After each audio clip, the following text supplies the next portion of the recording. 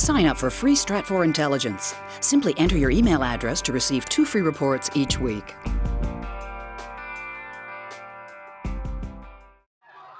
Ousted Libyan leader Colonel Moammar Gadhafi was killed October 20th when rebel forces took his hometown of Sirte. Colonel Gadhafi's death is largely symbolic because it doesn't change the ground reality that he had ceased to be the ruler of his country when his forces left Tripoli and the capital was taken over by rebel forces.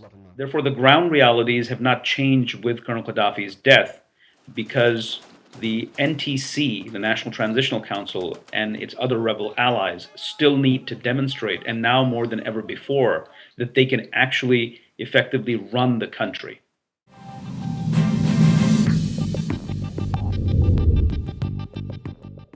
The one thing that held all the rebels together was the presence of Moammar Gadhafi, even though the rebels had taken the capital. And the focus was to essentially put down any form of pro-Gaddafi resistance wherever it may be, especially in his hometown, Sirte.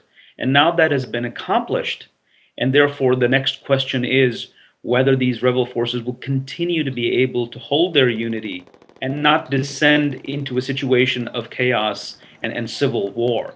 There are 2 main forces that are centered in the 2 major cities of the country.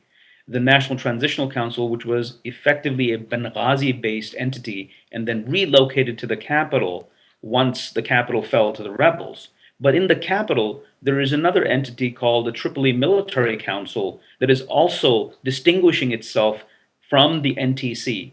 And then there are ethnic differences between Arabs and Berbers. There are ideological differences between Islamists and non-Islamists. So we have a very complex landscape that will somehow need to come together. And therefore, the biggest concern right now is how to disarm all the militias that have been active in fighting the Gaddafi regime and turn them into, or integrate them into, a new military force representing the new government, if and when the new republic is formed.